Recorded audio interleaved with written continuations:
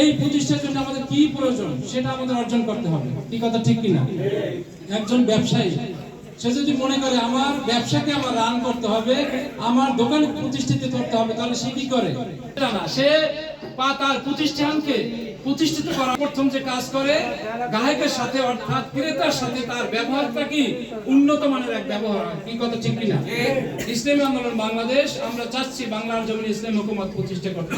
এই জন্য তারও একটা ভোটের কি প্রয়োজন, তার ভোটেরও কি যেই মূল্য আমার ভোটেরও সে একই মূল্য। তাকে সুন্দর এক ব্যবহারের মধ্যে দিয়ে যদি আমার সংগঠনে আমি আনতে পারি, তাহলে আমার সংগঠনের একটা ভোট বাড়বে না কমবে? বাড়বে।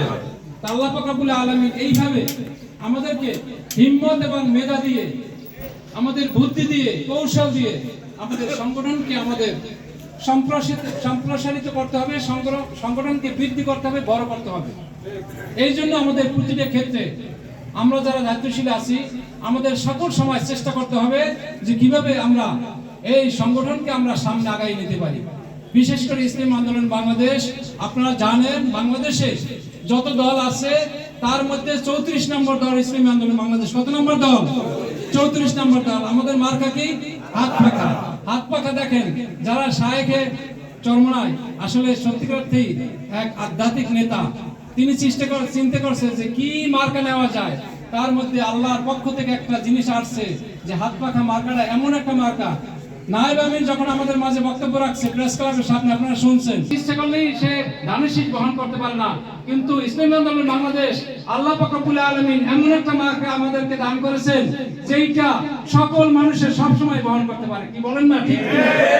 আমাদের একজন বাংলাদেশ এমন একটা দল, আজকের ফেসিবাদ যখন নিপাত হয়েছে, ধ্বংস হয়েছে, তখন ইসলামী আন্দোলন বাংলাদেশ সারা বাংলাদেশে এমন কোন প্রমাণ নাই, ফেসবুক সহ কখনো কোনো পত্রিকা আসে নাই যে যেই দেশে রাষ্ট্রপতি নাই, যেই দেশে ক্ষমতা নাই, যেই দেশে একটা পার্টি নাই, যেই দেশে কি নাই রাজনৈতিক দল ক্ষমতা নাই, সেই দেশে ইসলামী আন্দোলন বাংলাদেশ বড় বড় দায়িত্ব আছে, বড় মানুষ এখানে আছে, নেতা কর্মী আছে, কিন্তু কখনো কোনোখানে চাঁদা তোলার কথা দূরের কথা, কল্পনা করারও সাহস ইসলামী আন্দোলন পায় না ইনশাআল্লাহ। অতএব আমরা চাচ্ছি সামনের দিনগুলোতে ইসলামী আন্দোলন বাংলাদেশ এই দেশের মানুষকে শান্তি দেওয়ার জন্য ইসলামী আন্দোলন বাংলাদেশের জন্ম। কথা ঠিক। ইউনিয়নের দায়িত্বশীল আছেন, থানা দায়িত্বশীল আছেন, সকলকে আমি অনুরোধ জানাবো ইসলামী আন্দোলন বাংলাদেশ আমাদের বর্তমানে যে দল রয়েছে তার মধ্যে যারা সাংবাদিক রয়েছে, এখানে কোনো বড় ধরনের কোনো চিন্তা ভাবনা নেতা হবো, মেম্বার হবো, চেয়ারম্যান হবে, এইগুলি কিন্তু ইসলামী আন্দোলন বাংলাদেশের ভিতরে নাই। আজকের আমি ইসলামী আন্দোলন বাংলাদেশ আমি যে দায়িত্ব ছিলাম, পরবর্তীতে আমাকে যে দায়িত্ব দেওয়া হয় আমি গ্রহণ করি। আর অন্যান্য